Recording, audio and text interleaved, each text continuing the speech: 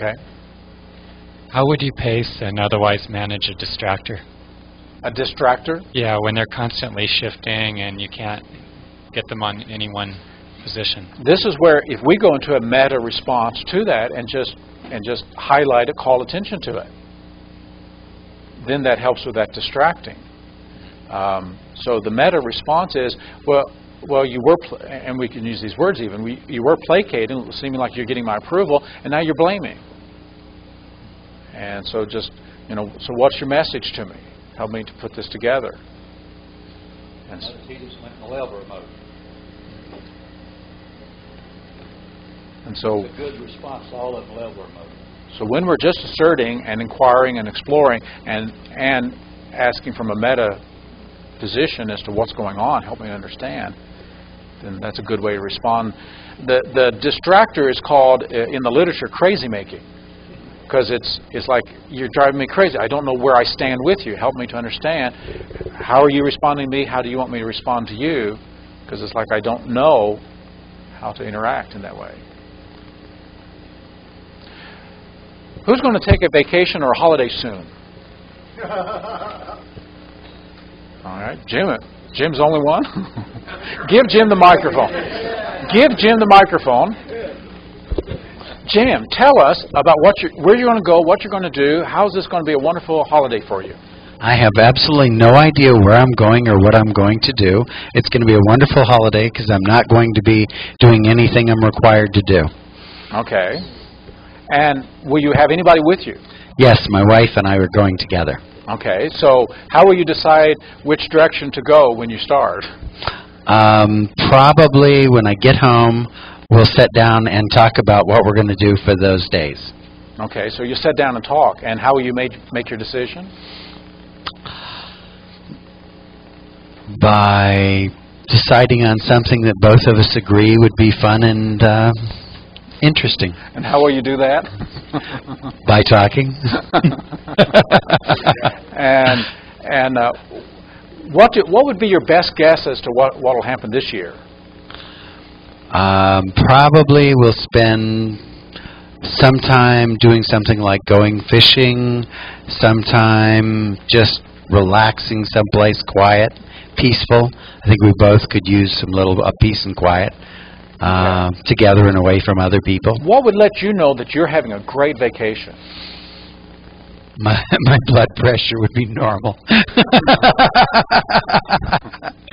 So that would... Anything else? Sure. I'd be feeling calm, relaxed, and comfortable with the things that we were doing. Okay. Do you have to accomplish anything or see anything or experience anything in particular for you to feel like this was really a good one? I think just having a sense that the period of time we spent together was calm and quiet and peaceful, and we were together. Okay. Do you need to have anything that reminds you of it, like pictures or souvenirs or... Well, as you've noticed, I tend to take a lot of photographs, so it'll depend on if we go someplace we haven't been before, I'll probably take a lot of photographs. If we go someplace I've been before, I'll probably take more selective photographs, and they will go into the computer library. Okay. So what are you sorting for? Where you go, what you experience, what you learn? Who I'm with, when I relax,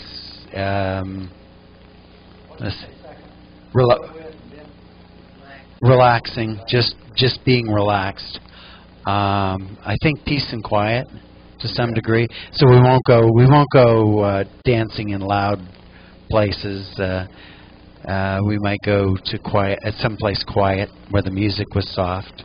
Okay. To the woods, to the beach, but not to a crowded beach. Quiet beach. Okay. Will you take books with you? Oh yeah. Oh yeah. We don't go anywhere without books. Okay. If you didn't have books, would that be a good vacation? No. No. So you have to have books. Yeah. Okay. Even if I only read a little bit.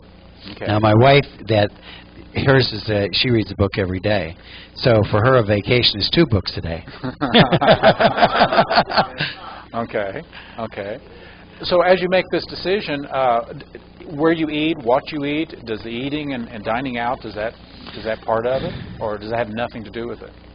It'll be selected by, is it quiet and peaceful, and is the food good. Okay. When you're making this decision, what are you deciding in terms of how you're buying it? Is it win, or the cost, or the quality, or the convenience? Peace and quiet. Does it matter what it costs to get that peace and quiet? Yeah, I mean, we're not going to. We aren't. My wife has a price criteria that gets set in there too. Okay. So we have just asked some open-ended questions. Did you hear meta programs all over the place? What's the most driving one for Jim? Okay, in terms of value, going for peace and quiet, and that's the content of what the quality of experience he wants to have, the states that he's sorting for. But even above and beyond that, above and beyond the specific value, what are some of the meta programs that's really driving him?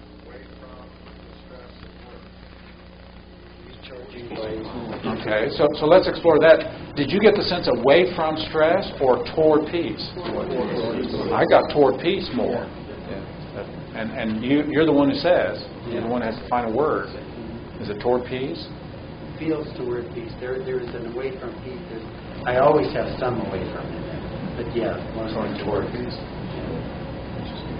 I just got a feeling because my meta program is away from. So I saw his from mine. So this is that trick that we hear through there. And if there's enough information that may hook our meta program so we can feel that away from, and that's why we have to check. Is it more away from or more toward? And I had the sense it was more toward. Yeah, it's more toward, but there's always an element of away from in my strategies, yeah. Global. Before he said calm, he said something else. He said who I'm with.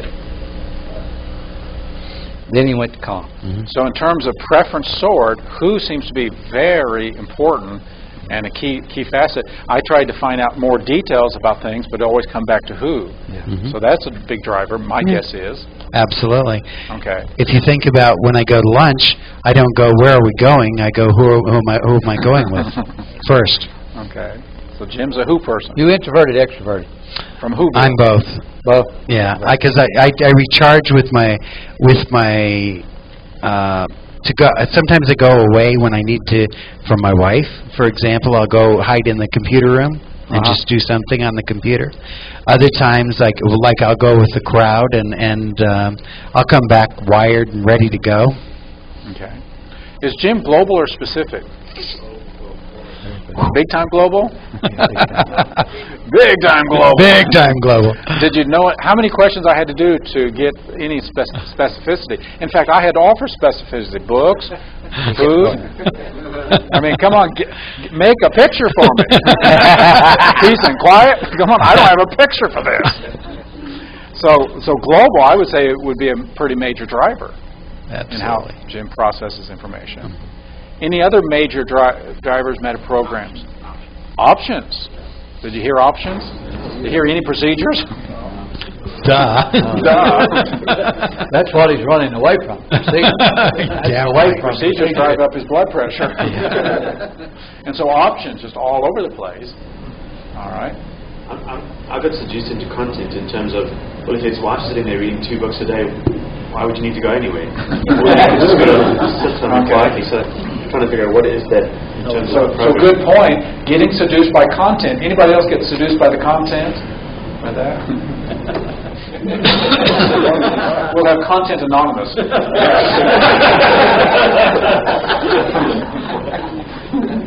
Yes, I misstructured it. Other meta programs. Convincer, although we're trusting visual, but kinesthetic and theory. Okay, the convincer meta program. Kinesthetic theory. kinesthetic.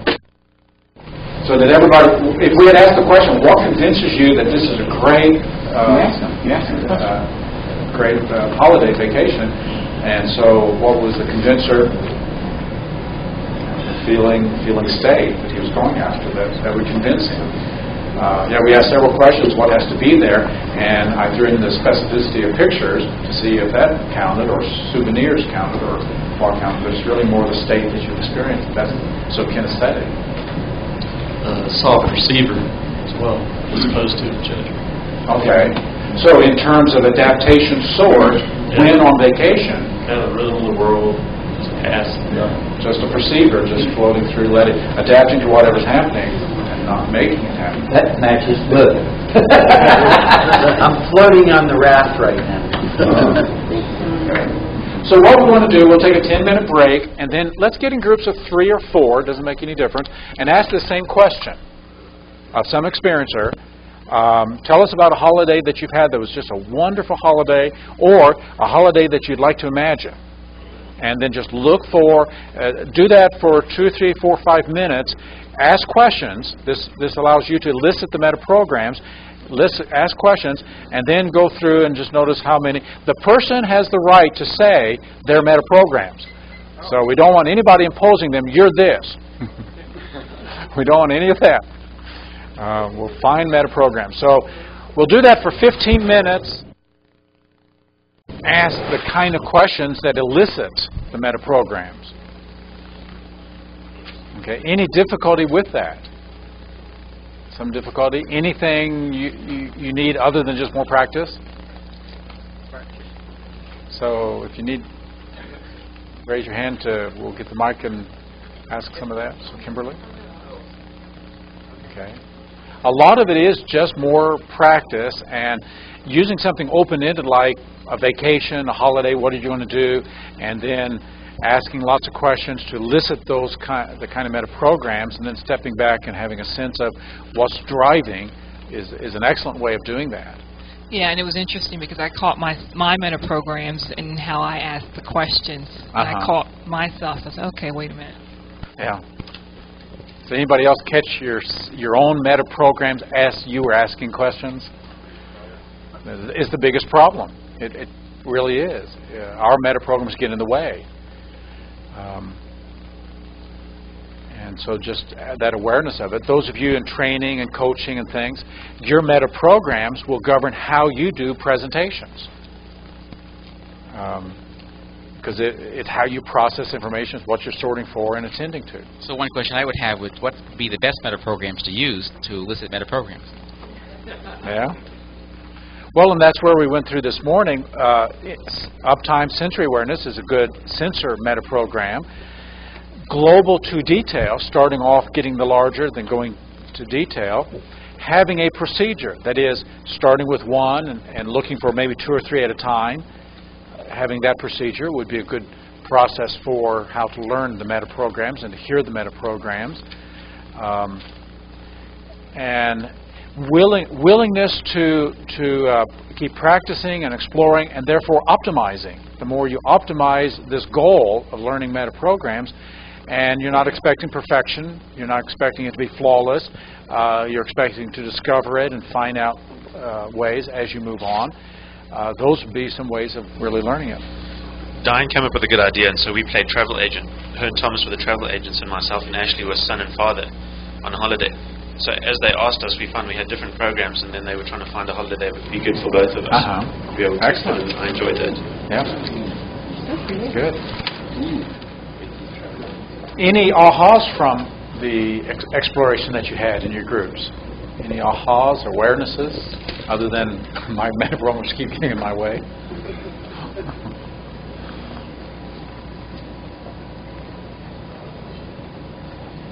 Well, let's move on, cover a few more of these. Page 104 at the bottom is another semantic response, and we've put this twice. We've put it before, but we're putting it now again. And if you think about what you sort for mentally, what you sort for emotionally, what you sort for in terms of choice, now what do you sort for in terms of communicating and responding? Well, there's also a semantic response pattern. And the question at the bottom is really the elicitation question. When you come into a new situation, do you usually act quickly after sizing it up, or do you do a detailed study of all the consequences before acting? When you come into a social situation, a family reunion or a group or a class, do you usually act quickly after sizing it up, or do you engage in detailed study of all the consequences? How do you typically respond when you are communicating, acting, engaging with other people? Are you active, inactive, reflective?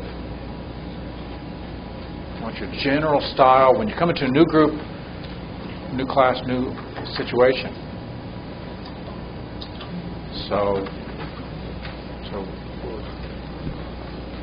go along that continuum once again from inactive to reflective to very active or even reactive. This, I think, is really highly context dependent as well. You think? Where you And might so ask asking the one question, way when it's a brand new group, when you don't know people, how do you typically, automatically, what's your default program when you don't know people, don't know the programs, don't know how comfortable you are with people? So when it's brand new. First bullet, when you come to a new situation. So in that context, you'll probably default to whatever program is your default meta program. So this would have more to do with social and being very highly social and gregarious and outgoing versus reflective, waiting, gauging, exploring, being appropriate. And so this would have more to do with that than the previous one. I could see where it would be highly beneficial to know what that person's, a little bit about that person's background. Case in point, if you were to ask, say, somebody that's an EMT, see, if you come upon a new situation, the first thing they may go to is one of these emergency situations, which may not be their normal style. So you may want to context it somewhat to a social situation, something like that. Now, you said some initials there, but I'm not... Emergency medical technician, EMT. Oh, okay. So what? Say again. I'm not catching what you're saying. If you know the background of the individual, and let's say it's an EMT, and he comes and you ask this question, if you come upon a new situation, one thing they may do is go to, well, situation for them means emergency situation. And so they may give you the information for that emergency situation, which may be entirely different from how they do it in a social situation. Yeah. I think that's what I was correct. Well, and that's what you were referring to? And that's why we have in parentheses a group, a class, a team, a family reunion, not an emergency situation. Right. You know, when you come upon a class, a group, a team, what's your first general response? Are you real gregarious? You get in there and just socialize with people? Yes, we're taking out of the emergency situation because that would be more the fight-flight, or if you got special skills to handle something like that. But when it's just a group of people, what's your meta program for interacting? And how do you sort for that? So that's the semantic response. I'm curious because living out on the some of the Indian reservations. Speak up some, I can't hear. Okay, living on some of the Indian reservations, I noticed that a lot of the younger generations, there's more of an inactive style, and I think it had to do with a lot of the anything from fetal alcohol syndrome to deprivation. Like they weren't really stimulated much and encouraged to engage. What interventions would you do to bring them out? To encourage them to become more active, to stimulate them to become more engaging, both active and reflective. Well, and of course, in some ways, that's going to take us really afield with that question.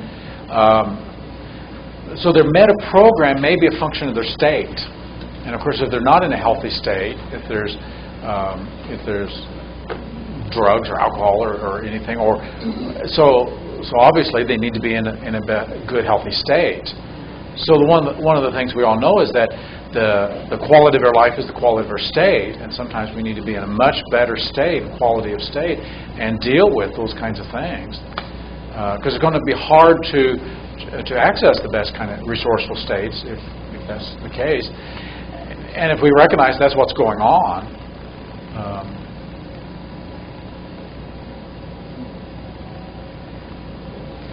on page 105, as we move through some of these other meta programs that have to do with how we sort and attend to communicating and behaving, the work preference is very much like the other preference sort. What do you sort for when you're at work and when you're doing significant activity? Things, systems, people, information. So this will be a meta program that will determine what kind of work activity you prefer. Do you work with information knowledge, systems, people? If you're more of a people person, like to work with people, interact with people, and that's what you like to work with, or things, activities. So here's a meta program with regard to favorite working experiences. My guess is people here is going to be a big one for most of us. How many people? Information. Systems. And things. If I can create. If I can create them. Simple to listen. Just tell me about a work experience you enjoyed. And listen, I'll tell you.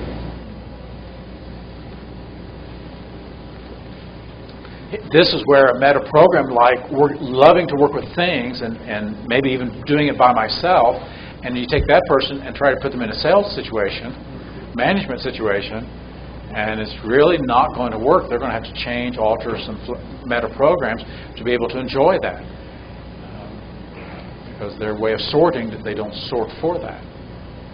The comparison sort is quantitative, qualitative, and it may have been years since you've thought about quantitative, qualitative. Quantitative is the way research traditionally has been done. Let's quantify it in numbers, in size, in intensity, some way to empirically measure something, and so perceiving things through quanta, numbers, ranks, orders, measurements, standards. And when you think about working with anything, if that's where your brain goes, is that what you're sorting for? Well, how much? How intense? To what degree? And you want to measure it. Of course, that's going to fit the sensor meta program as well. But it also is just kind of the way we process things. Qualifying has to do with quality, and so the quality of an experience, the quality of a person, the quality of an event, and so people in businesses will tend to be more qualitative focused rather than quantitative.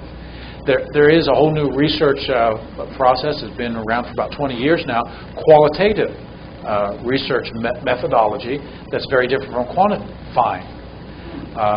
But these are two ways to sort, and the argumentation 20 years ago, it took 10, 15 years really to get that accepted by most universities. Most universities in Europe and here now accept qualification, mispronouncing that, qualitative research methodology.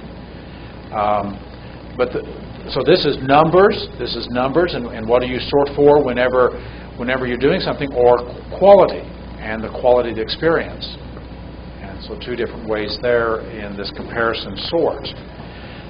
So at the end of the day, and let's go ahead and get the mics around, at the end of the day, or with a vacation, how do you know you've had a good vacation?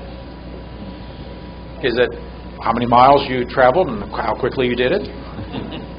That would be the quantitative style, and some of us have done that. Or how many pictures did I take? Or how much did it cost? Or how much did I spend? Or how many hours did I get to do the scuba diving? And so we'll measure it by numbers versus I had a nice relaxing time with a loved one. Qualitative. And can you recommend a good book on qualitative research? Yeah. There's a number. I've got a number of them in the back of the little book on languaging, because I have a whole chapter in there on qualitative research. There's a whole series of books on, and when you go to cultural anthropology, and there's a publisher called Sage, S-A-G-E, which has... Yeah, Sage Publication is one of the biggest ones on qualitative research methodology. Because I've got the other one down. Yeah. How does values fit in here? Because that would change perception all across the qualitative output. We're going to talk about that in a little bit, so let me hold that off when we talk about values themselves and the relationship of values to meta programs. And yes, obviously, this is going to affect what we value. So some people are going to value numbers and measurement, and for them, something may not be real if you can't measure it. And then others will value the quality of the experience itself, and this will be the difference also between sensor and intuitive. It'll go back to that. How many of you don't have to answer this publicly, but how many of you value the experience of the training over the content, or vice versa? The quality of the experience as over against the content, the quantity of information. So one of the debates in NLP now is can you do practitioner in 7 days? Because 7 days, that quantity, you can't have that quality of really having a sense of having the tools that you can go out and start utilizing it. So that's quantity argument versus quality, and so that's one of the arguments there. I don't know how this comment sound in this culture, but in the sexual matters in Latin America, we hear a lot the males talk about their sexual happiness, fulfillment in terms of quantity. How many minutes do you spend making love? Or a good romantic time, at least 15 minutes.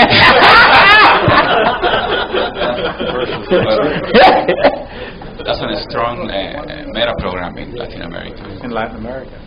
But I don't know if here. Well, I've never taken a cyber to bed, if that's a sign. It's not a matter of size, but how you use it. So there's quantitative meta programs.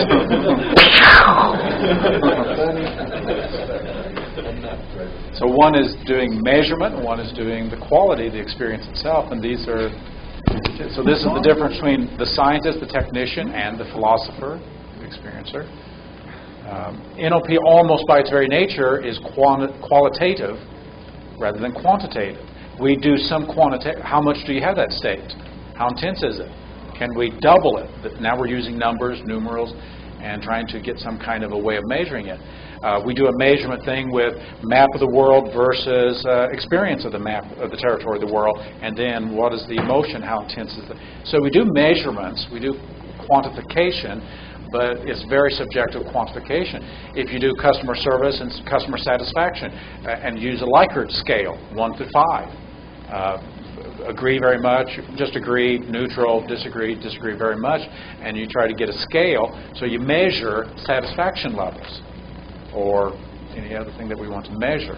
Sometimes on a kinesthetic timeline, we'll put a timeline between none and or when I started and we measure where we are along that, or any other continuum. And so those are ways we try to measure this qualitative stuff. But these are two meta programs with how do we compare, what do we compare it with, and how are we filtering that way.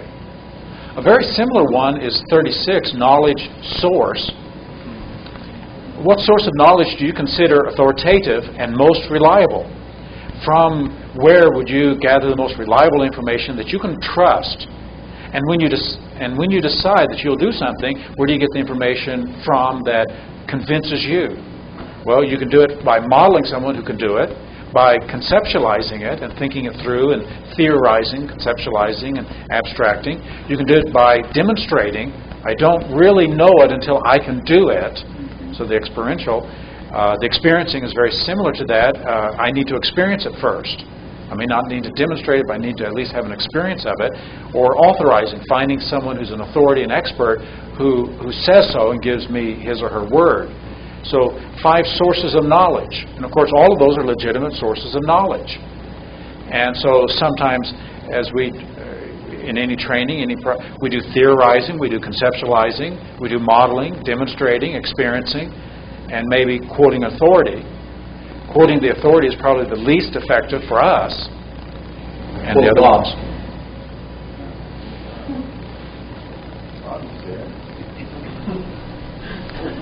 So think about your own meta programs there. What convinces you? What gives you a sense of trust? What leads you to that sense of reliability of information? Does it come from what you think and conceptualize and theorize? Or to what? How much? If it's 100%, how much comes from that? How much comes from modeling? From gathering the information from a model who can do it? How much from seeing it demonstrated or demonstrating it yourself? When I can demonstrate it, how much from experiencing? And how much from authorities? I have all of them.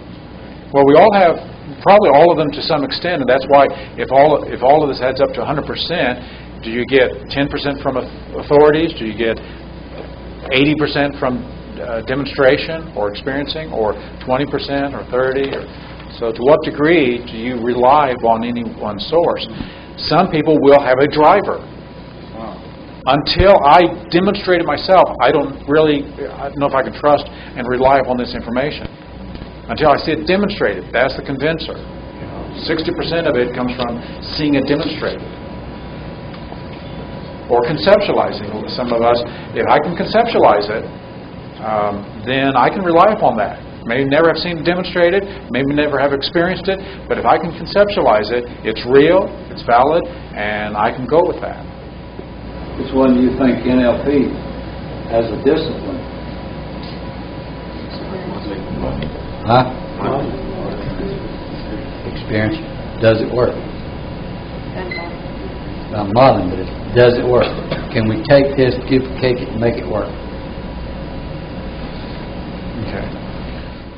Michael, could you give us some examples of some utilization of this, where this might really be useful, this particular sort?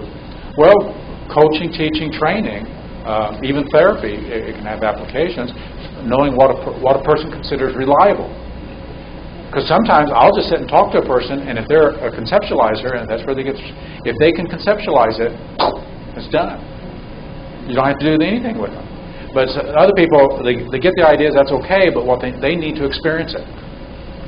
Other people will need to see it demonstrated. So, or modeled in someone. So that's why we'll use all of these techniques as sources of reliable, trustworthy information in a training. We'll do a little bit of each. So from time to time we'll say, this is the source that I get this from, and that'll authorize it, as it were, and therefore legitimize it. And a lot of people are just waiting around, let me get to the small group so that I can have my experience of it, because that'll be my convincer. And that's the knowledge that I can trust. So knowing kind of where you're on that scale, and also knowing what you don't. Which one of these do you not rely upon very much as a source of reliable information? So maybe I would guess authorizing would be one of the weakest for most of us. I mean, so what an expert says so.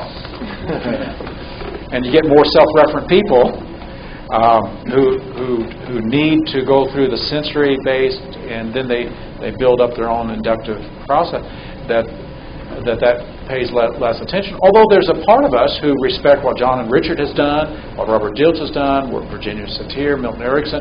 Those are the experts that we look to. But we don't look to them in an absolute way. We're quite willing to criticize the authority. So the authorizing is probably one of the weakest for most of us. Conceptualizing may be one of the weaker places for most of us. We want to demonstrate, we want to experience, we want to go model. But there'll be individual differences there. So, knowledge source. When it comes to working with knowledge and so forth, and receiving knowledge, the closure or completion sort is to what extent on a scale can you live with non-closure and ambiguity and confusion and not having it finished to needing it closed or finished, closure. The closure source for completeness, fullness of information, the closing of the loops. The non-closure doesn't make this sort. It may be nice, but it's certainly not necessary, and can rest and embrace comfortably ambiguity, confusion, open-ended processes. So on that scale, where are you from non-closure to closure? How much closure do you need? Those of us who tend to be judges love closure, so there's going to be time here. So if I said we got a 7 matrix model, and I mentioned 5 of them, I said, well, it's lunchtime, let's go. How well would that settle? How well would that settle? Or would there feel like there's more, and then we come back and say, oh, we're going to do something else this afternoon. How would that feel? We know you were just opening another loop. We hope so, Rich. How many loops can you open without my head start spinning? How much can I allow my head to spin? How much can I allow my head to spin? It seems this might be different if you will sort of information, like needing more information or a complete picture. But also, if you're just in an environment where you're trying to understand some activity, doing some activity, where there's a lot of ambiguity, and you want to have that there, so you don't want to close too fast. Right. So this, if you're modeling something, you don't want to close too fast. You want to be open for a while. Yeah. So here's the question: how much ambiguity can you tolerate? How long can you tolerate that ambiguity? Maybe we need to add that in there. How long can you tolerate that ambiguity? Can you go a day? Can you go 2 days? Can you go 3 weeks? Can you keep a modeling project going and open for a year or two? So how much ambiguity? Do you enjoy the ambiguity, or is it just enduring it? So we bring now quality to the embracing of the ambiguity. I would gauge myself just very, very high on that thing, that I can leave things open for a long time. I have no need for it. So when we talk about training and even the work you do in coaching and therapy work, opening loops to keep people open and searching is part of what keeps them engaged. So there's something more. And when and there's a lot of some information in NLP about closing loops and that kind of a thing, and that someone who needs the loop closed will kind of be needing that, but it only works for those people. Now, the closing of the loop is supposed to be kind of like the collapsing or coalescing of an anchor, and that it'll take you right back to the center of whatever got started. That's the conceptualization of opening and closing loops. I open a loop, tell a story, and then open something else and open something else. And when I close that final one, it's supposed to put you into a spin and collapse or coalesce into whatever the center was. I don't know conceptually if that really works. Sean Kearney has done some study in Denver. He lives in Castle Rock over in Denver. And he went through several of the Bandler tapes and said Bandler opened up 42 loops in this one, closed 17 of them. Because he was trying to track, what was open, what was closed, what was open. And that was one of the highest percentages, 17% was closed. 17 of them were closed, so about a third, about 30% were closed.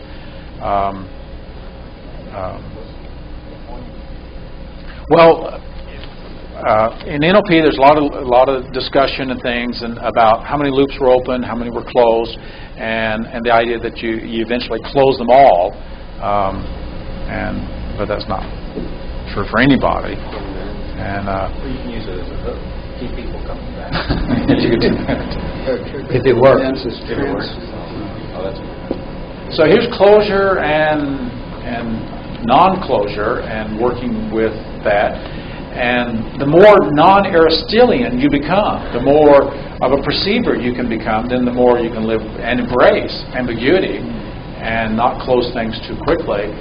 And in one sense, that allows you to be open to other new things that may come. Social presentation. I got this out of 16 personality factor: shrewd and artful, genuine and artless. So this has to do with relating and interacting with other people in a social context. So in terms of a social context, does image really, really, really matter in how you come across your social presentation? If so, then you're probably very artful, and when that's overdone, shrewd in the sense of managing impressions. The other extreme on the continuum is when you're artless, but that's because you're going to be who you are. You're just going to be genuine and authentic and just let it rip and could care less about impressions. So along this continuum from artless to artful, from genuine to shrewd, where are you along that line? Be who you is, because if you is who you ain't, and you ain't who you is. So which side of the continuum would say something like that? Be who you is, because if you is who you ain't what you is. Which one? Be genuine. Always be sincere, whether you mean it or not. Always be sincere, whether you mean it or not. The task of personal power is to really be sincere, and so we're going to work on creating that. So, social presentation, and of course, this is going to be one of the things we sort for. What will be a sign that someone is more over to the artful side? Maybe in response to us, to you. What will they be talking about? What will they be sorting for, paying attention to? Maybe dissociate. Well, I'm talking about what are they paying attention to? Image, how you're dressed, whether your shoes are shined, whether you got name brand clothes or not. They're going to be sorting for image, social impression. And that's going to be very, very, they're going to sort for that. They may not be able to hear you because of how you're dressed.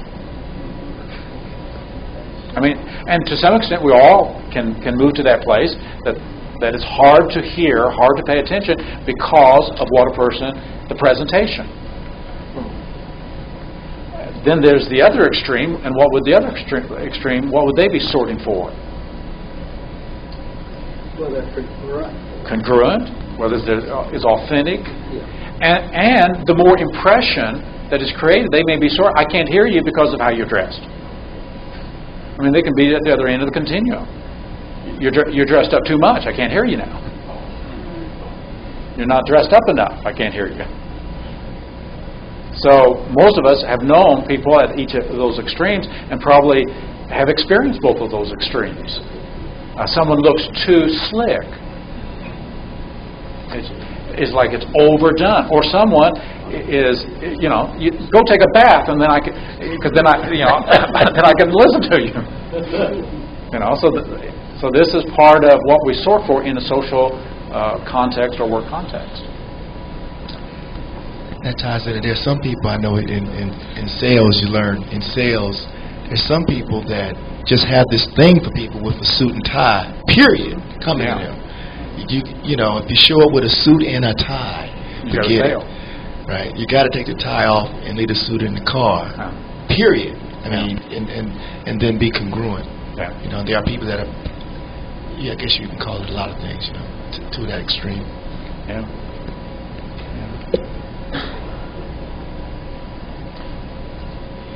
So, social presentation as a meta program. And the last one there is the hierarchical dominance sort.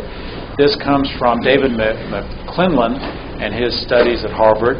And he picked out 3 things: power, affiliation, and achievement. And there at the bottom, if you were to add up those 3 to 100 points, and so do a percentage thing, evaluate your motives in interacting with others in terms of the motivational preferences between power. That means dominance, competition, politics, where you are in the hierarchy, or affiliation, relationship, courtesy, cooperation, how important that is to you, or achievement, results, goals, objectives, and then notice that, and this will give us 3 different styles of handling what he calls power and the concept of power. So those who sort for power are sorting for having control, competing, dominating, politically minded. They may be in a win-lose mentality, or they could be in a win-win mentality, but that's important to them, where they are in the hierarchy.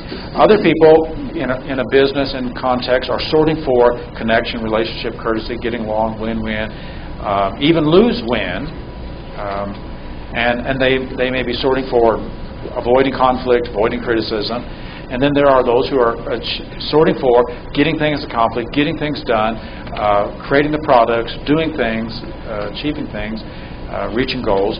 And so if you were to gauge yourself between these three facets, this is McClellan's power, affiliation, achievement sort.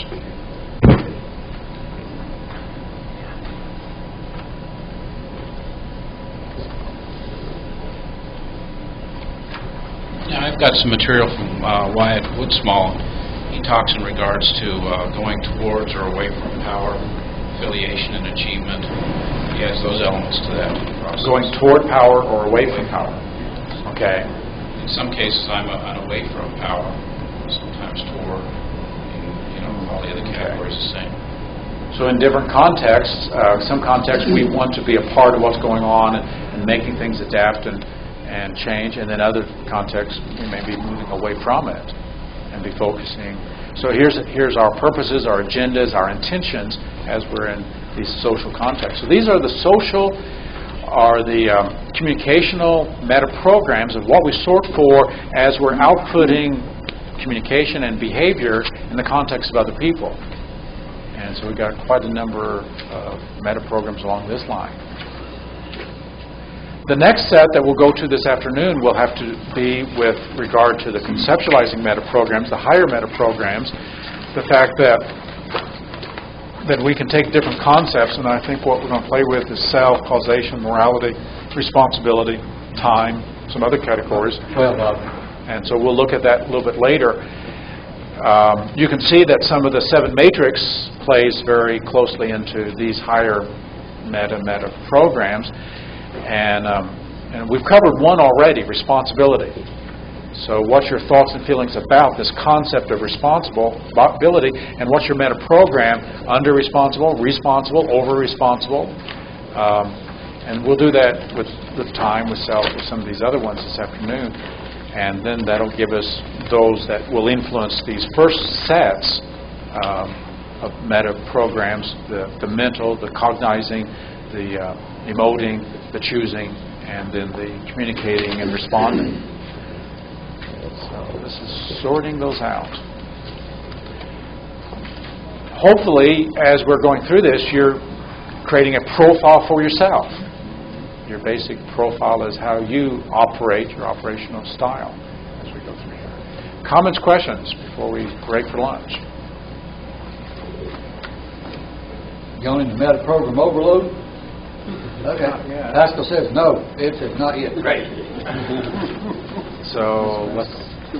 To ask my question again on the other thing, I said values.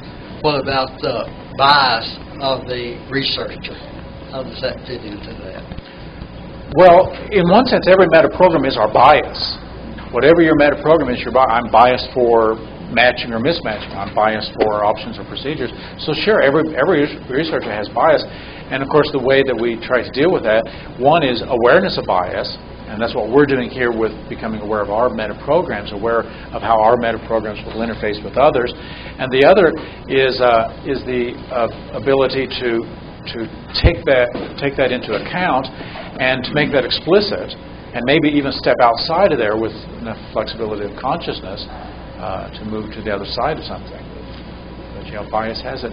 You can now see how easily we can see meta states and their relationship to meta programs, because each of these meta programs end up being a filter, but you have feelings about that. You have thoughts and feelings about that, and that's where it comes from.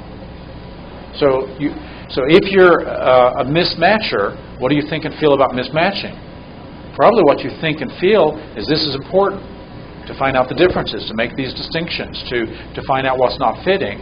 And if you're sorting for sameness, then you're probably in that state of it's important to connect. It's important to find out what's similar so that I can relate and have empathy. And so that's the state that drives the meta program. And because it's a state, it's going to be a value, and that's where every meta program is a value. Which is why if you violate someone's meta program, they'll feel one of their values is violated. And every value also becomes a perceptual filter, as it were, a meta program, as it were, because we're sorting for it. So here's this interface between what we call values and meta programs and meta states. About values after lunch. Yeah. And connecting values to meta programs. 107. 107. Stephen's passing out. There are a couple other meta programs we made some corrections on, so I think I've got them all on that page. Okay. Did I tell you that Bob was quick?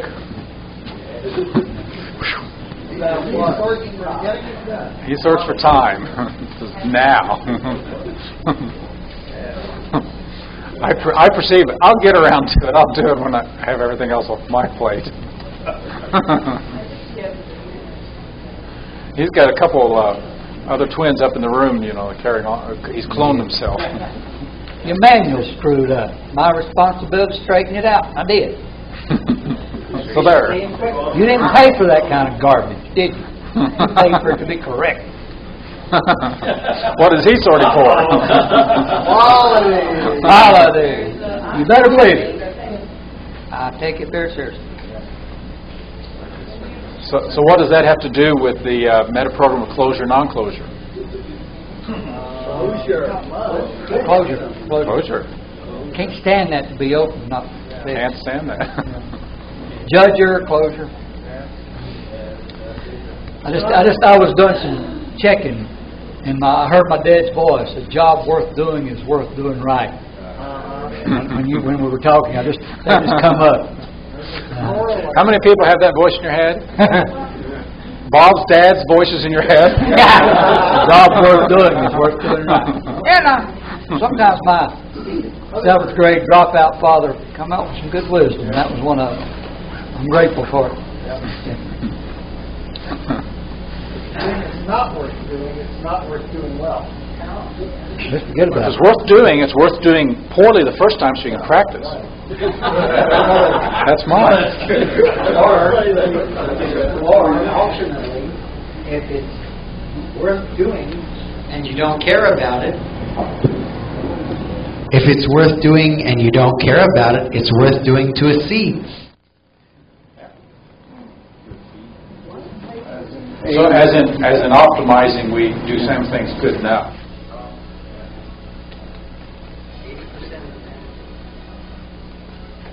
We're on page 107, and Bob has this diagram at the top on the overhead. Figure 3.6. So that we take a meta-program structuring style of how we pay attention to something or process, sort for something, and then at a higher logical level, we value that. We appreciate that. We see that as significant and important, meaningful in our lives. And, of course, that's one of the ways that we solidify and install a meta-program. And to the extent that we do the opposite, we can uninstall a meta-program at a given time, given context, grounded to a certain event. So this is the relationship, or one of the relationships, that we can think about a meta-program and a value. What do you value? I think that's one of the poorest normalizations. I and me as self is another poor normalization, but value is just such a poor normalization because it sounds like a thing. And we talk about our values, but when I value and turn it back into the verb, what do you value, when and how, to what degree and what extent, and what significance does that hold for you? Then we have it back to the denormalization, and we can really identify values and disvalues. So as we start thinking about the role of values to our meta-programs, every meta-program that is a driver or that is dominating in some way in your life in given context or across contexts will be a value that you hold and move through life with. So as you think about your meta-programs, you might want to turn to the page that has the list of meta-programs and the ones that you've checked that these are significant, dominant, driving meta-programs for me. The ones that most characterize you. And if you haven't done that, you might want to turn to one of those lists and maybe circle, underline, highlight, put an asterisk by the programs that are pretty dominant for you. Page 9. So if you're mostly global or mostly detail, somehow highlighting it, because then we can get your own profile. And then as you move through there, the exercise I'd like to suggest for us in a little bit is for you to pick your 5 favorite meta-programs. The 5 that you tend to use a lot. You tend to use as your modus operandi for moving through the world, your software for sorting. And then we will look at those in terms of, what does that say in terms of your values? Because this is one way we can pull out and elicit values. Every value is, of course, a sorting meta-program. And this is what makes it difficult to start extending and expanding this meta-program model a little bit further, because if I value health, how do I package that as a meta program? What am I sorting for? Well, we could take every single value, learning, developing, growing, connecting with people. We could take every value and put it on some line and turn it into a meta program. So now there's a thought. I see several of you processing that one. Because if you value a way of thinking, I move through the world, I think about health a lot. Pretty much from the time I get up in the morning, I think about what I'm going to eat and what I'm going to exercise, and I think about health a lot. It's really a meta program. And then there are people who get up and they never hardly think about that. It just doesn't cross their minds. It's not that important to them. But because it is important, it is also a filtering, sorting meta program, so that when I go out to eat, I see it through the meta program of, will this support my health and energy and vitality? When I go for a social gathering, I think in those terms. When I read something, it's not unfrequent that I will think in those terms. So in this sense, everything you care about, every value that you value, is a meta program. And in that sense, we could extend the meta program model on and on much further. Have you come to the conclusion that it's amazing that we communicate and get along as well as we do, as complex as we are? Yeah, amen. And it's kind of, when you look at these models, that puts us in 4 different categories, or we're just a little bit more complex than that. A little bit more complex. Our uniqueness really comes out. Our uniqueness really comes Yes, out. the uniqueness of other people.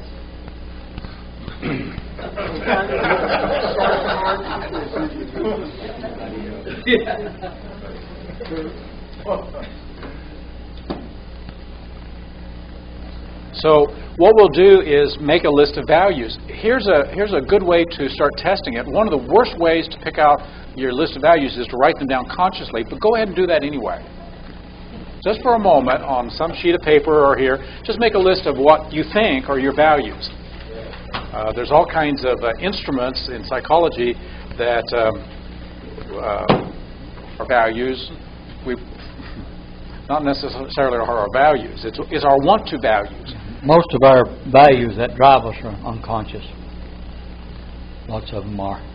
And so if you'll make a list of maybe 5 or 10 of what's important to you in life.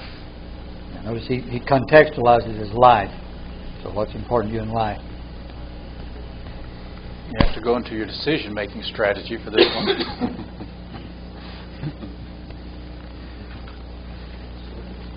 Sorting strategy. What's really important to me?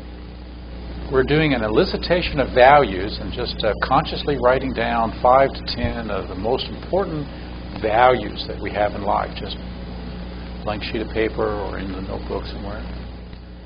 If you're done with the list, here's the second step to do, and this is how a lot of the psychological instruments have been built. Identify 1 or 2 behaviors that you do that demonstrates and that leads to that value. I value learning, so I read 30 minutes a day. I value health, so I get out and walk every day, or get some exercise in the gym every day, or do some aerobics. So what are specific feel behaviors that you do that demonstrates, expresses, leads to that value? For each one, yeah. See if you can identify a couple of behaviors. I value getting along with people, so I match and pace. Pace and match. Match and mirror. I say kind words. So specific behaviors for the values that we assert.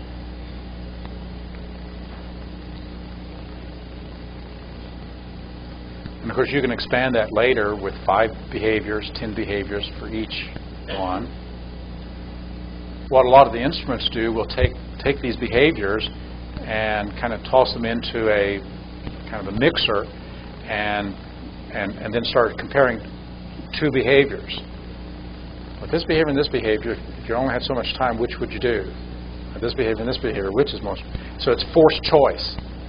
So it's a forced choice instrument. And I've taken tests that are 10, 12 pages long with just hundreds and hundreds of forced choices between specific behaviors that I chose as part of my value system. Then it forces you, and then of course with that forced choice you can add up scores and things like that to see where it really comes out. But as you get a couple behaviors. Step 3, and this is where you may want to cover your answers. No, I'm just making this up as we go. Bob's typing it as we go. Working with him, you do this a lot. I invent the procedure, we never use it again. So step 3, look down through that list, and how many minutes per day do you do those behaviors? I ain't told you this is going to be. How many? We're going to see if you do what you say. How many minutes a day do you do those behaviors that you say are important to you? Sleep counts as 8 hours towards health, right? Or avoidance. So how many minutes per day do you engage in those behaviors? So if learning is one and the behavior is reading, then what would be an average time of reading? Or if you say keeping contact with friends and one behavior is calling, then how much time do you actually call? So we're looking at how much time is actually invested in doing the behaviors that support the values. And if you're doing it in columns or doing it in steps, then the fourth one is how much money do you invest in that behavior?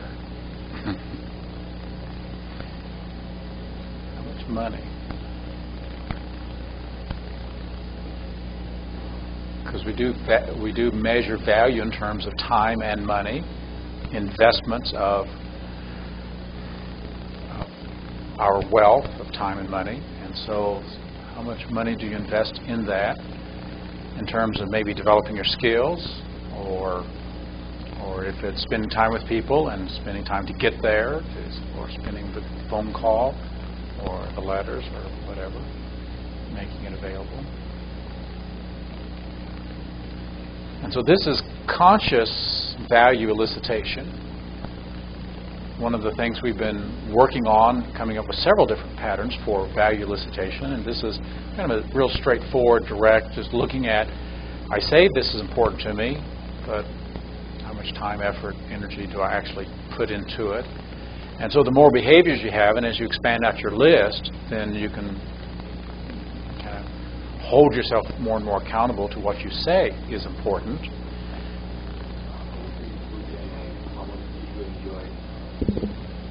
Where do you put how much do you enjoy it or get pleasure out of it? Because some values we leave it and we spend money and time, but they are not as pleasurable or as I was thinking. Okay. How much pleasure do we get out of this activity?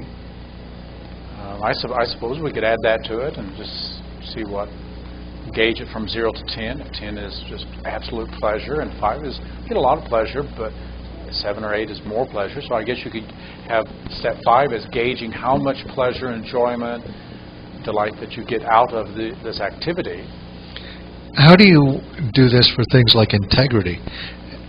So you'd have to get your behavior, and the behavior might be, when I say something, I am going to do it. When I make a promise, I will come through. If I don't come through, I will apologize. Yeah, but that could be dependent on if you have days where you don't interact with people. Yeah.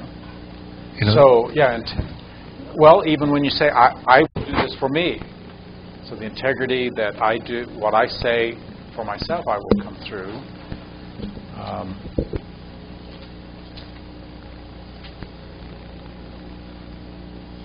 Integrity is mostly interactional, relational value.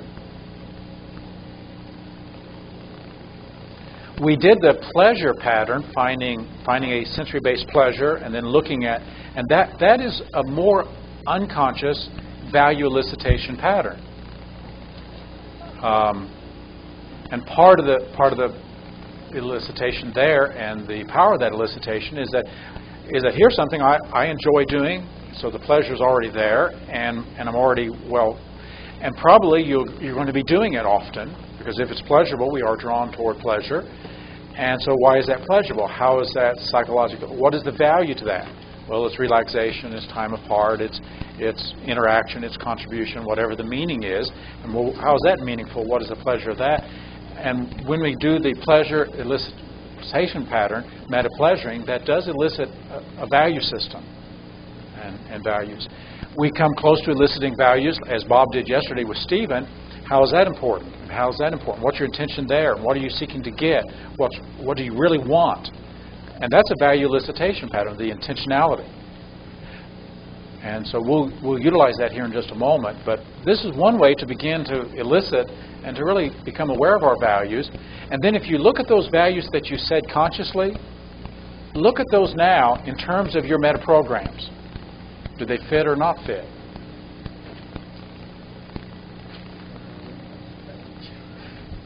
Okay, do the ones that are on your page, do they fit or not fit?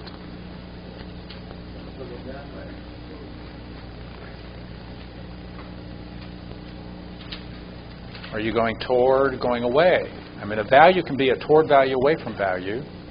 I don't want, I do want. Is it global, or how detailed were you?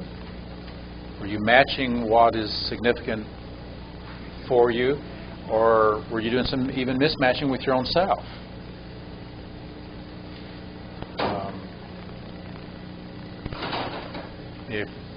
If you're fairly associated, then my guess is a lot of the values would be you'd be going after things that have much more associated value, feeling experiential value.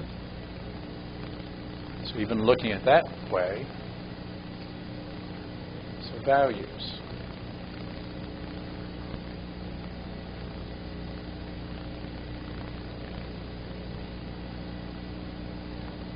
You might notice if your values support you being extrovert, introvert. Because you might be going toward solitude, more time alone, more rest, more sense of serenity and peace. Or you might be going toward more social events, interacting, having richer relationship. So that may fit into that meta program, depending in achievement and accomplishment, power, affiliation, achievement, that one, or leadership or management or team or working alone or entrepreneurship. So looking at our values in terms of our meta programs.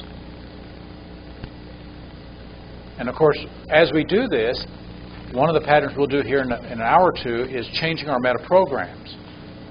So just because you've got an operating system that's operating right now doesn't mean you're stuck with it. In given contexts or cross contexts, we can change different meta programs. So part of this is how satisfied are you with what you're seeing and finding.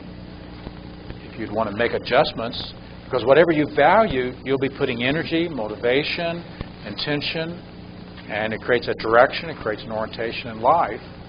What you value, what you think is important and significant.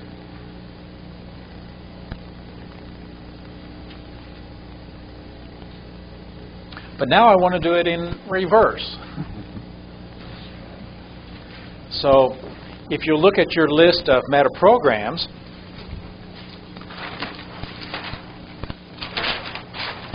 identify 5 of your most common and driving meta programs. So you might want to go to page 90 or one of those lists and just highlight your top 5 meta programs. That'll be task 1. Once we have those 5 meta programs identified, then we will explore these and explore the meta levels of these 5 in terms of value. And we'll sketch that out. How is that important to you? Let me play and talk with somebody about that. Who's global here? Who's really global that we haven't engaged in? Okay, Larry, let's get the microphone to Larry. And this will be an example of what we'll do in this group here in just a moment. You're global as a meta program. As far as I can tell. Okay. So does that seem to carry across a lot of different contexts? Yeah. Okay. I mean, I'm also a detail person when it's necessary. Okay. So let me get someone who's real definite, one way or the other, because that'll be really important when it's a definite one. Detail. Well, I'm going to just play with global for a moment, and with somebody I haven't engaged with too much here. Who? Yeah, we've already done Jim. Let's give it to Tony. Okay. So global is a meta program. Yep. And fairly common. Yeah, I prefer it. Okay, preferred. So that must be important. Yep. Okay, how is that important? Because if I can't see the big picture, I don't know where to go for the details. Okay. Speak up a little bit for everybody. Okay. If I can't see the big picture, I don't know where to go for the details. Okay. So is this important? Yes, because, and that because now shows a value. Why? If I can't see the big picture, I can't get to the details. So seeing the big picture is really important. Right. What do you get from that? How's that important? A sense of direction, knowing where to go. Sense of direction. Mm-hmm. So sense of direction. And having a sense of direction must be important. Sure. Of course. This is when you get those responses, you know you're at the strategy of reality. Of course. So how is that important to you? Sense of direction. How is it important? Yeah. How is that important? Why is that important? Right. Why or how? Because I like to know where I'm going. Because I like to know where I'm going. So that sounds like that sense of direction that you've told me the same thing, kind of in different words. Mm-hmm. A sense of direction. I'd like to know where I'm going. Why do you like to know where you're going? Why is that important? Perhaps so I can get there. So I can get there. So getting someplace must be important to you. Sure. So why is that important to you? Why do you want to get somewhere? Why not? When you get somewhere, what does that do for you that's even more important than the sense of direction? But knowing where you're going, why is it important to get there? What will you have when you get there?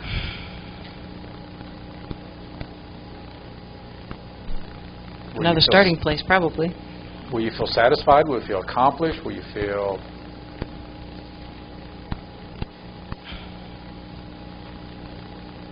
Getting somewhere in the capital.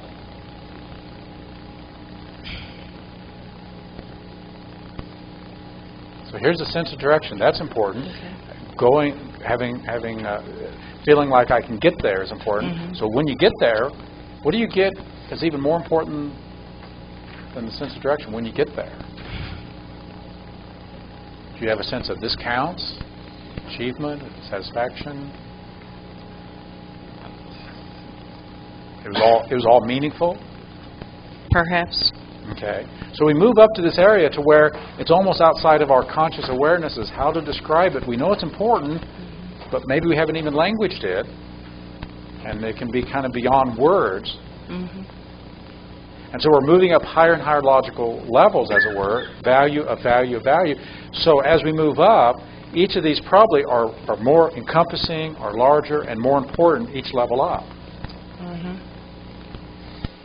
Okay, so that's what we want to do when we start exploring it, and that's how we'll do this step 2, exploring these meta levels of value by asking, what is the value of that value? What is the intent of that intent? What is the purpose of that? When you get that, what's even more important to you than that?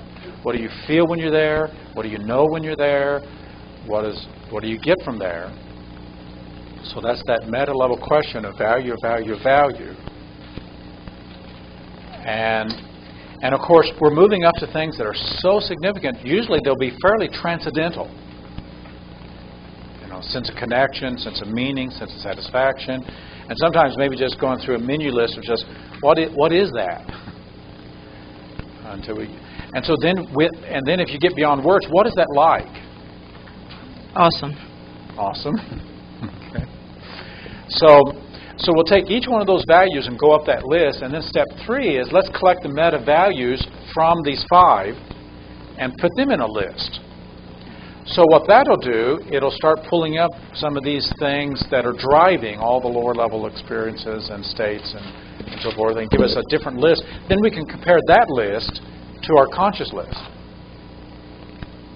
and see the difference. So is everybody ready for the exercise? We'll just do this with a partner. Grab a partner, and we'll just move up the list of that from meta programs. So pick 5 meta programs that pretty well drive you. If they drive you, if they're dominating, if they're common, then that means that they have energy, neurological energy already in you, and they're moving you. So we're going to see how each is important and where they go up the list.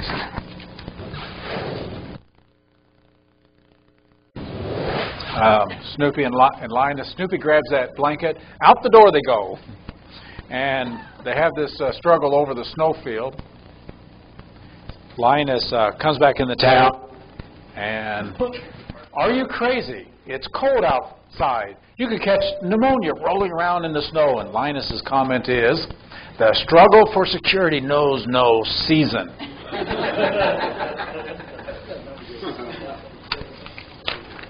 So values. That's what we've been eliciting, values. How'd your value elicitation go? What'd you find? Values. What happened as you moved up your meta program that you, by presupposition, you value that, that's important in some way, and you moved up one meta program, another one, and then found a list. What did you find there?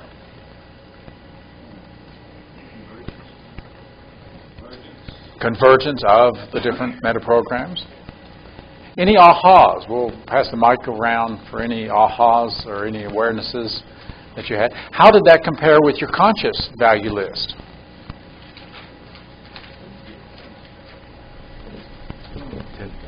An aha I had about the global detail was the importance of the global detail for me was that because of being able to maintain a global perspective, I find that I don't get lost in the details of everyday life, that I keep my focus in the direction that I'm ultimately heading. So that was pretty cool. Okay. Okay. Okay. Anybody else?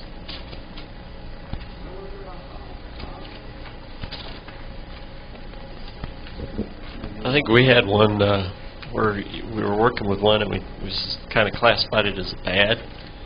And then once we've chunked up high enough, it was like, well, it's not that bad. So the bad was kind of like a meta program that somehow the person didn't really appreciate all that much, but they found out that there were higher values driving it. Okay. Carl, did you have? I had a mismatch and judger.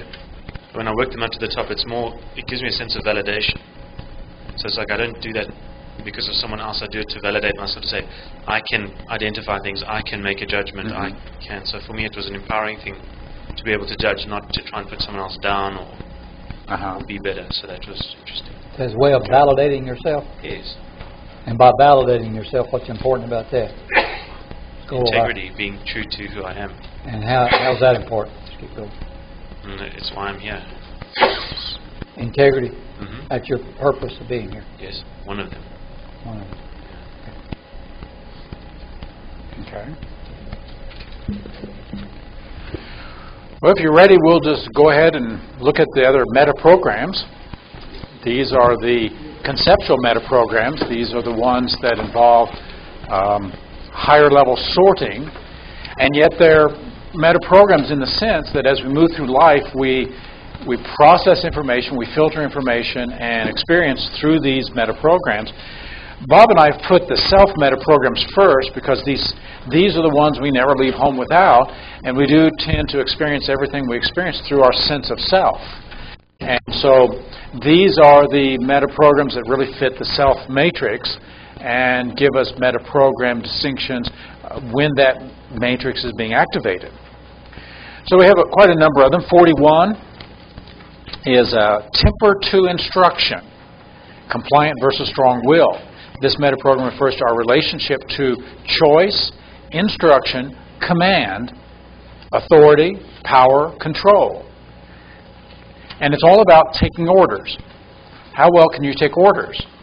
If you can take orders pretty well and comply, and get along and just take orders, then compliance. But if you're over on the other side and you don't like taking orders, then you're the phrase strong-willed. Strong-willed does not mean that the other people don't have a strong will. It's strong-willed by temperament. That is, I just don't like being told, and I don't like being under orders. And a real strong self-willed person can't even tell themselves anything. You know, I'm going to set a goal. Tomorrow I'm going to get up. I'm going to do this. And then tomorrow when you get up, you have a fight between your own self. Why do I have to do that? Testament 2 years ago that way. Great big aha when he realized he was so strong-willed he could not even tell himself to do anything. So the test is just apply it to any part of your life, whether it's wealth building or career or health or fitness. And can you give yourself instructions and follow through and just comply, or do you have to have a fight with yourself in your head? My youngest brother, my next youngest brother, was very strong-willed, and so when Dad ordered me to do things, I said, "Yes, sir." I just complied. But it was always a fight with Steve. You know, it's just a major fight about everything. And Dad didn't tell him not to do this, or he probably couldn't come up to this. And so it was always a big fight. The problem with compliant people is a lot of times they go along with things they shouldn't go along with, because they just comply. So I remember getting in trouble many times. A bunch of guys want to go siphon some gas out of a car, and say, "Sure, I'm game." Anything you say.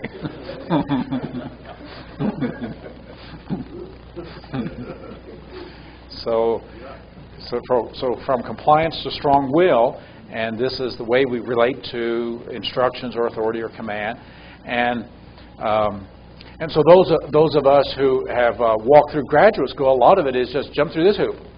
Okay, jump through this hoop. Whereas I saw a number of people in my classes, very intelligent, but it's just like, well, why do I have? And they would argue on and on. Of course, the more they argued, the more the grade went down, and the more the relationship deteriorated with someone who's in charge. So, strong-willed, compliant. My sense is that strong will by temperament is that, and we'll get to this in just a moment, defines him or herself in terms of choice, will. Now, most females will have more of a tendency to define themselves in terms of what they feel. Most of us guys will, generally speaking, define ourselves in terms of what we think. Which is why when a woman says, "I feel this," and you say, "Well, you shouldn't feel that," it feels like a violation.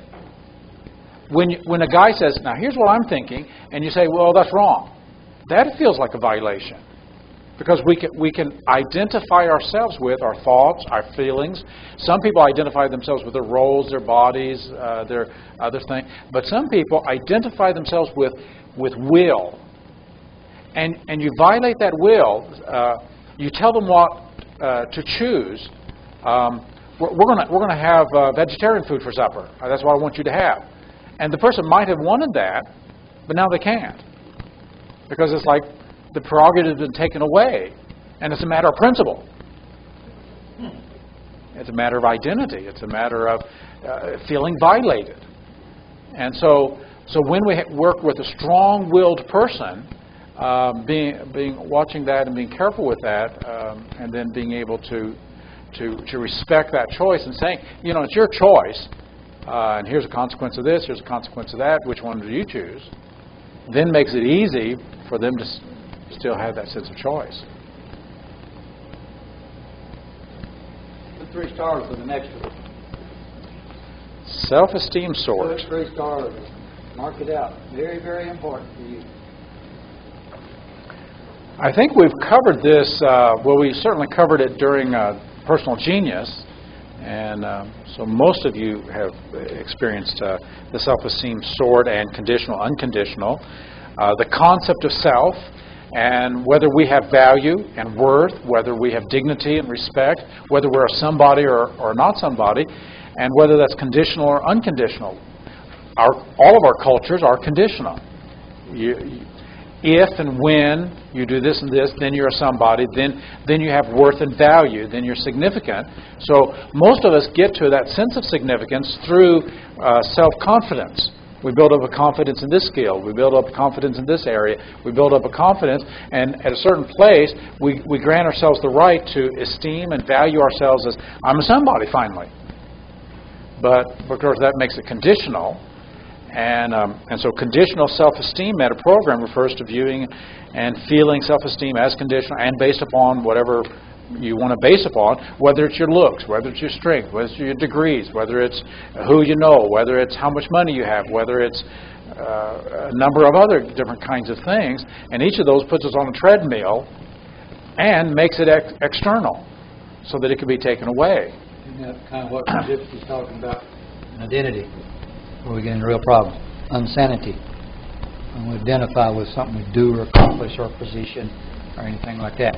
Insanity. So unconditional self-esteem means that we view and feel our self-esteem as unconditionally given and therefore full, complete, unassailable. And then, of course, when we move through the world with that sense of my worth is a given, my dignity, I am a somebody, then life becomes an expression of it, not something trying to become or earn that.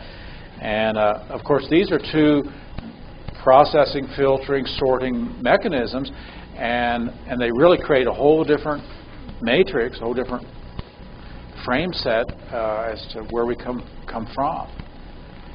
So this is a meta program that is developed. It's a high level one that has to do with our belief about being a human being. Self-confidence is the opposite side of that. Yourself as a human doing, what you can achieve, what you can do, and the faith, the confidence that you have to be able to pull something off. So low self-confidence, having a low sense of trusting your own self in a certain thing or a certain context, or high self-confidence. So as you think about some of the things that you do well and that you know without a doubt that you can do well, and to take pride in that ability, make a list of those items in which you can have high self-confidence, and then maybe start spreading it so that it's multi-directional as an emotion. I know individuals who very skilled, but of course their perfectionism then causes them to discount it. Then they don't get the chance. Then they're not convinced. They're convinced or they're never convinced that they can do that really well or good enough.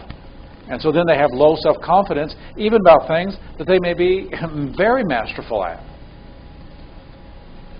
So self-confidence soared, and of course this becomes another one of those filters that we move through life with, or high self-confidence. And a person could have high self-confidence and it all be just a feeling and not true.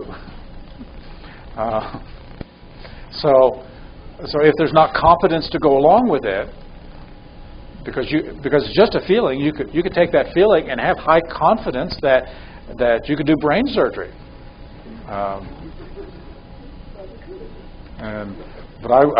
Any volunteers?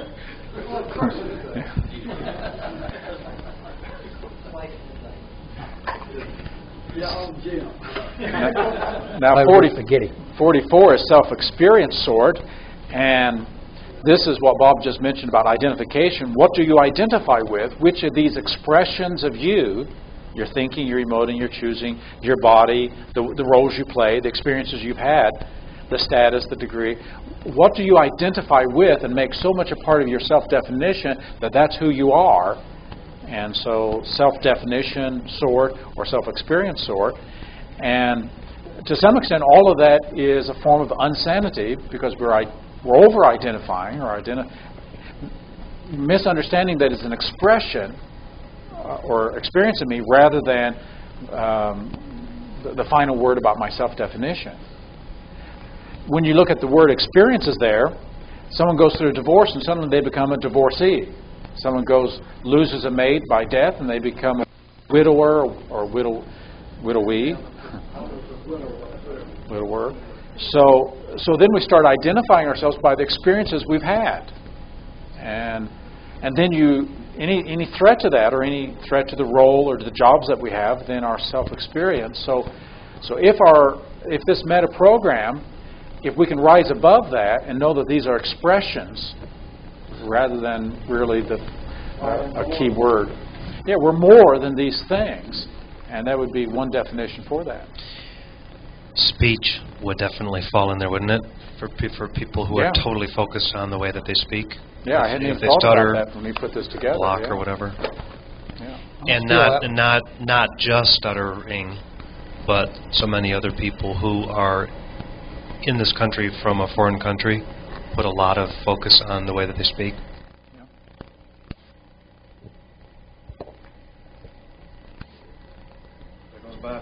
Yeah, that's a good idea.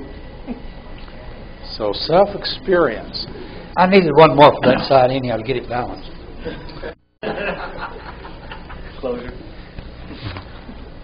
With these parts of our sense of self, whether it's self-experience, self-confidence, self-esteem, or our relationship to instruction, the next one is self-integrity.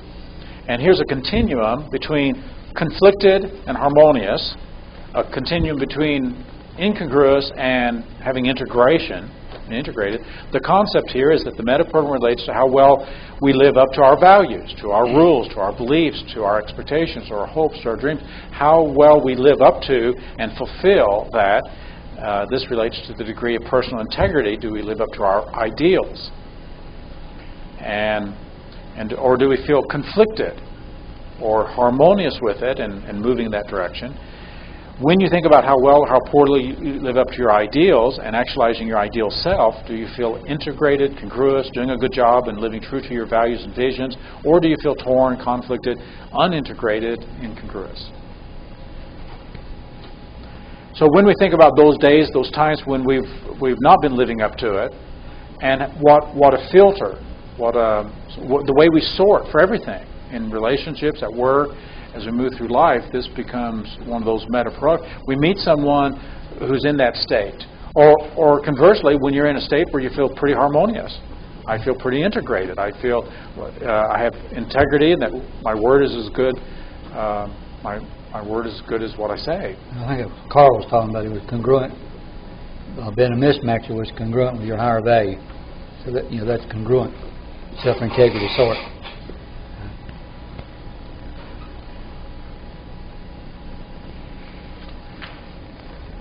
So this meta program is going to really be influenced by some of those earlier ones, black and white thinking.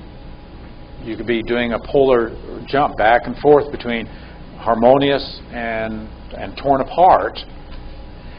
Perfectionism inside of this one. Can you only feel congruous and integrated and harmonious if it couldn't be better?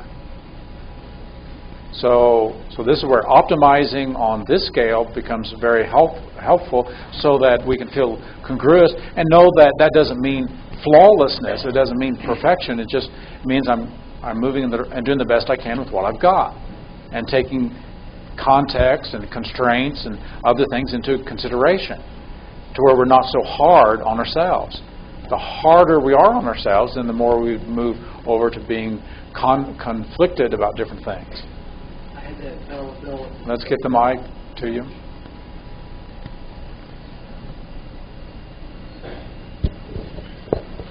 I had to replace perfectionism with fallibility to get congruent. Yeah. So the perfectionism, we move over toward optimizing, and we optimize it in consideration of our fallibility. And not only our fallibility, but the fact that we live in a fallible world, and there's all kinds of constraints upon us about many different things. And so then we're doing more continuum thinking than black and white thinking. So the previous meta programs feed into these higher level meta programs, obviously. Comments about any of that? Obviously, a person who sorts for nonverbals will pick up right quick if you're incongruent.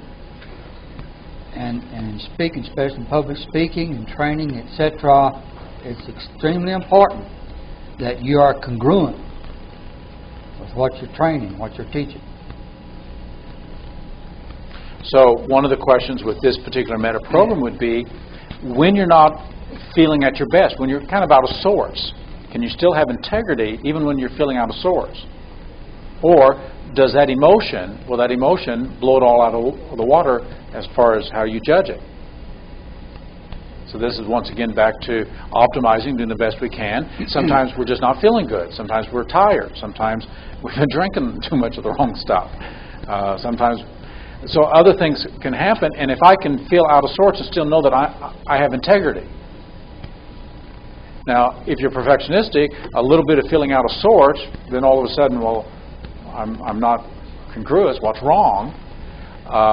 And also, the meta program of multi-directional, unidirectional will play a part of this one, so that I'm out of sorts about my body. But that doesn't mean my values are out of sorts, or my goals are out of sorts, or that I won't be true to my word. It just means my body is just not, or my emotions, and so we can keep it contained and maintain our integrity.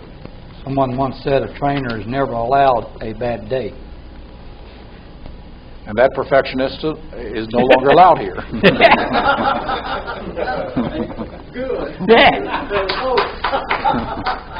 Well, let's skip over the time ones for a moment and go to, because we have two more that have to do with self. Two more that have to do with self. And 49 is ego strength. Now, by definition, ego strength is the ability to look at reality in the face without blinking. And none of us are born that way. We're born blinking. Because we don't even have an ego, let alone a strong ego. So we develop a sense of I. That comes after a few weeks, a few months, we develop a sense of I. But then we have to individualize, and our ego is very weak at first because we can't figure out everything. And we got a child's brain to figure things out. And we go through concrete thinking stage and pre-operational thinking stage, and then finally we get to formal operational thinking stage, and our thinking matures, and we start having the ability to look at reality for whatever it is. But before that, with a child's mind, we do magical thinking and superstitious thinking and pretending and defense. So we don't have a strong ego. So a strong ego is something that develops over a period of time. And so this one is from weak to strong ego, to unstable to stable, to active to proactive. And ego strength is the strength just to look at reality for whatever it is. The more we develop the ability to accept, and to accept it on its terms rather than our terms, the more I demand reality meets my terms, the more ego invested I am, quote unquote, the more my ego is in the way, and the more fragile my ego. One of the biggest problems in working with people therapeutically is if they have a very, very low ego strength. In most every case, people have not been able to assist. That has been a contributing factor. Because it takes strength to face reality. Mm-hmm. So we do several ego strength things in Personal Genius. Before we get to you, we do several things in Personal Genius. Acceptance, power zone, self-esteeming. All of that is building up the sense that reality is whatever it is. And my maps of reality, so map, territory, distinction, the ability to then work with my concepts and recognize they're just ideas, they're just concepts, and I want to have a good relationship with my concepts.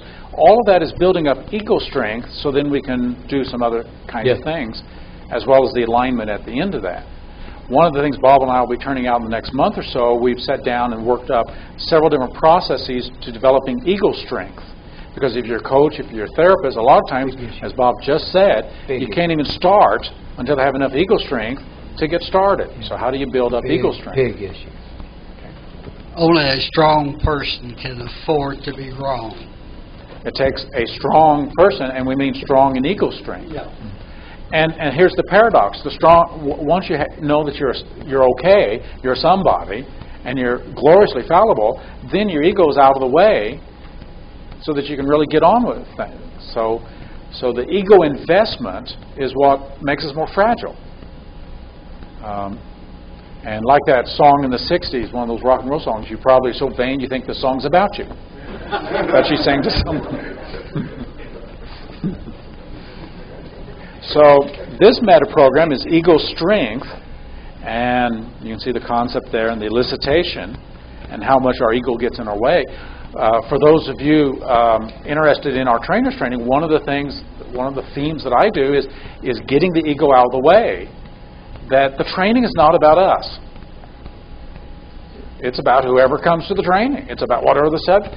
And the more the ego's in the way, then we make the training about us. And so getting the ego out of the way, I think, is valuable in just about everything.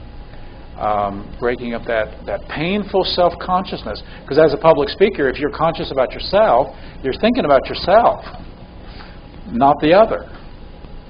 So the process of getting the ego out of the way to me, is just very crucial if we're going to be effective. And of course, the genius pattern, I mean, that's what it is. We just get lost in the moment with whatever. Everybody in a trance, analyzing how strong your ego strength is. Good. Let's pump it up, son. Really. And Michael was brilliant and genius in putting those first. Because, it's going to weaken everything else. You don't have strong ego strength. Willing to own your own mind and stop blaming and take reality as it is and utilize your resources. So strong ego strength is going to be crucial in uninsultability, crucial in resilience, crucial in optimism, crucial in taking risks, crucial in facing whatever reality is and really welcoming it in. So it's really crucial. Most of us, it's threat, it's danger, it's trauma, it's hurt, it's disappointments, it's frustration. It's all those negative things that will activate to see how fragile, how strong is your ego to handle this when life throws some curve. And I remember the day that when I got the news that my dad had died. So here's reality. If someone has died, someone has died. But where do our thoughts, feelings, brains go when someone close to us, someone dear to us, the closest person in our life dies? What do? Can we face it? Well, the defense mechanism is defense against reality. Well, I've made a commitment inside myself. I am not going to make myself an enemy to reality. Because I'll lose that battle. Because whatever is. That dog won't hunt, right? So I remember my brother calling me and telling me about it, and so I scheduled a flight, and it's going to be out later that day. So I went for a run, and I could hear in my brain, I can't believe this. Every time I catch that thought coming in as a thought, I'm not going to play that game.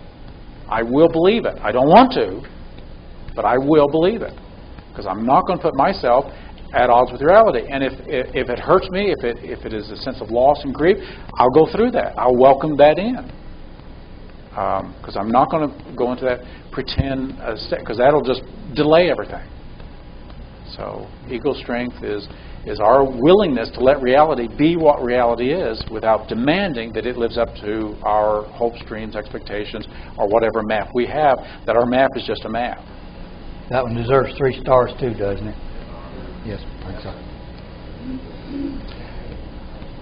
Maybe we need to write a book on building ego strength. Games for building ego strength or something like that. On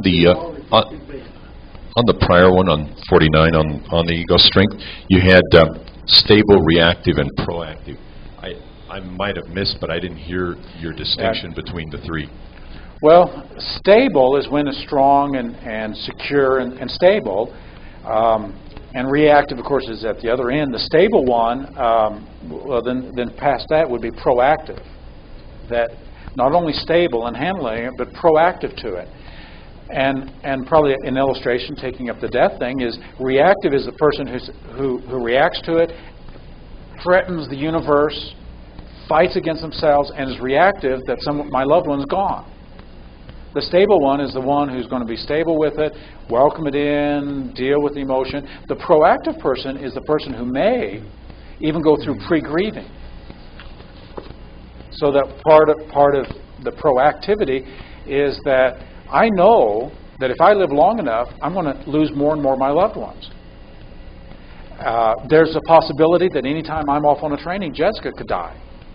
So I've gone through what Steve Andreas did in his book on Heart of the Mind, the pre-grieving pattern, to adjust myself to that reality that that's a possibility, so that if that happens, it's not going to throw me for a loop and I'll go reactive. So proactive to anticipate some of that.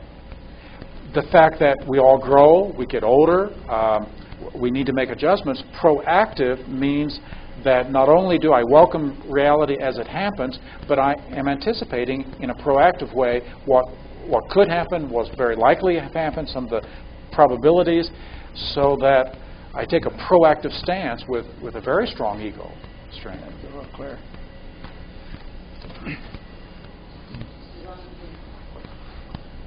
So this would be a line unstable to stable, unstable, stable, reactive to proactive, and we might put stable in between reactive and proactive as a continuum.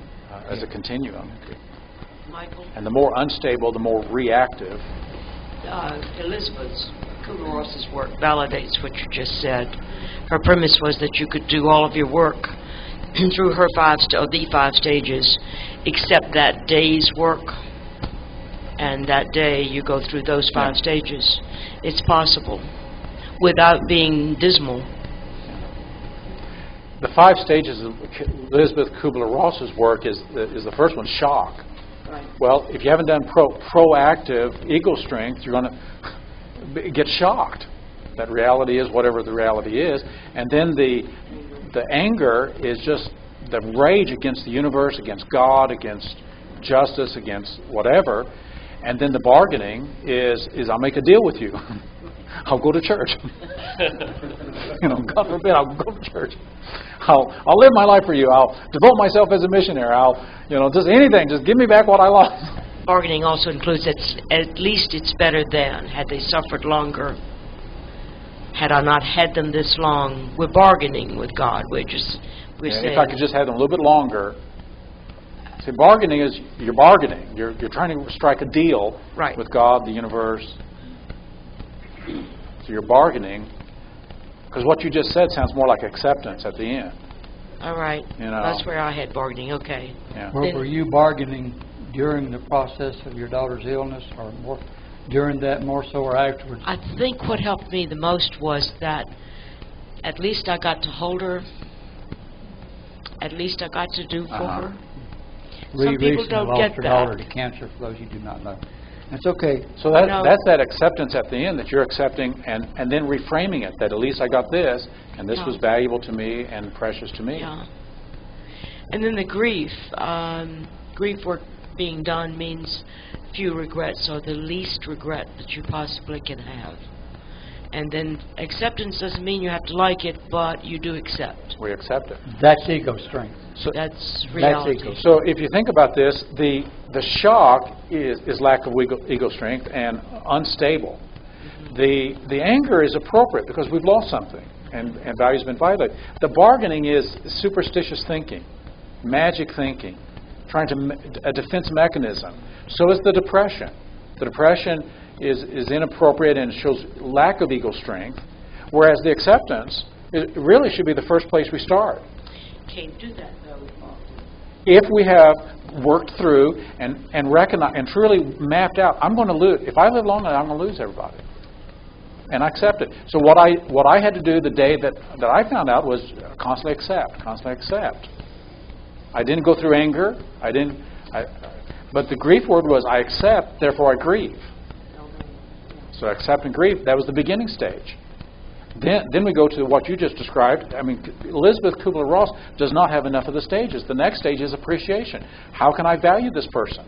How can I welcome all the things that this person has meant to me in my life? That's what Steve Andreas says. Do that in a proactive way before they're gone, so that you have a sense of their presence even when they're physically gone. And he does this by think about somebody you've lost, that when you think about them, it feels like they're still with you. How do you do that? How do you represent their presence? So that's what I've done with Jessica, of all the things, so that if I lose her actual physical presence, I haven't lost all that I can keep with me about her. And what Steve Andreas talks about is the ghostification. That at first, when we're shocked and they're gone, it's like, and he interviewed a number of people, and they kept saying, it's like I had a sense that they were around, but I couldn't see or hear or represent them anymore. I didn't know how to represent them in my mind. And he talks about some people seeing a bed and there's an impression, but it's like there's a ghost. And so the ghostification process. But if we do that pre-grieving and recognizing and welcoming that fact that I'm going to lose. And we can pre-grieve the loss of a job, the loss of a friend, the loss of health even, the loss of youthful energy. Anything that we're going to lose, we can pre-grieve. Then we go through acceptance and appropriate grief and sadness, and register that emotion, and appreciation, and then renewal of how has this enriched my life? What can I do? And in honor and celebration of that person, and in honor and celebration of myself as I move on. So, in one sense, her model stops with where I think we ought to start. But we're standing on the shoulders of the giants. Yeah, exactly. Yeah, if she hadn't marked all that out, we wouldn't know the grief process that she marked out. And it is typical. I mean, hers is more an anthropological kind of a study. This is what most people will do. They'll go through their bargaining, their anger, their depression. Elizabeth Kubler-Ross. On death and dying. Death and she dying. Worked with terminally ill people, know the stages. And she set the stage for the field of grief, work, recovery, and everything. She died. I did my doctoral work on that. Several years ago, I had done this very same thing, the pre-grieving process, and I actually had locked in a lot of really positive memories with my grandmother. Then went to the funeral, knowing that, of course I knew it was coming, but because she was quite elderly. But going to the funeral and actually having people come up to me and say, you need to go ahead and let this out. And then being able to stand there and say, I've processed already. I'm in honor of the life that she had and what it meant to me. And you get a lot of crazy looks when that happens. I'm like, there's something wrong with you. But the place of warmth, eventually, you can see it start to affect other people. Yeah. So if you just stay with it. Yeah. So we got. Let's get John.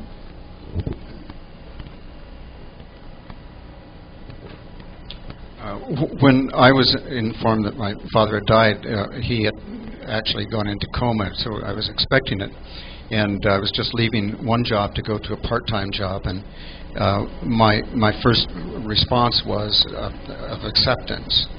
And I went on and doing my other job, and then I got suddenly physically ill, and all of this resurgence of emotion came up, and that repeated itself over the period of the next couple of weeks, where just out of the blue it would come up, even though I had consciously processed it. So the registering of the sadness, the registering of the loss. And in some cultures, we know that what Elizabeth Kubler-Ross did was really to look at American culture and Western cultures. Because there are cultures that immediately the celebration of the person who's gone on. So the fact that we say, and she said, it takes 2 years to go through grief. Well, 2 years in Western American culture for the people who still buy into that cultural frame and who don't have other frames about how to think about it. My mother and first wife died within 4 months of each other. I've noticed there's a great deal of difference between the death of a parent and the death of a spouse. My wife had a terminal illness, which I expected her to die. But still, at the moment of death, it came as a shock. And I find this very true for a lot of people. Yeah, a lot and of the people. death of parents does not, well, it depends on the individual, on how they take it. Yeah. So all of this is about ego strength and the ability to look at a reality, and we're talking about the reality of death, to look at it and to accept it for what it is. And the more well-adjusted we are to that, the stronger ego, then we won't be thrown and shocked so much, because we've come to terms with that. And so that's ego strength. Superego is the next one, and that's number 50. Superego differs from ego, using Sigmund Freud's list. Superego is what we generally call conscience. And this thing called conscience is a way of thinking about morality, ethics, living a moral life. And we know that this is a cultivated, developed thing. It's typical for human consciousness, but a person could lack that, and that's what we call a sociopathic or psychopathic kind of personality, without a sense of even thinking and filtering things. Is this right? Is this wrong? Is this good? Is this bad? Will this lead to pain? Will this lead to pleasure? So typically, most of us develop a conscience, and the conscience is going to be informed by different sets of rules and laws, so that there's conscience inside of a family group, and conscientiousness about doing what's right. Inside of a cultural group, inside of a religious or spiritual theme, our beliefs about what is right at a larger level. So what rules have we broken?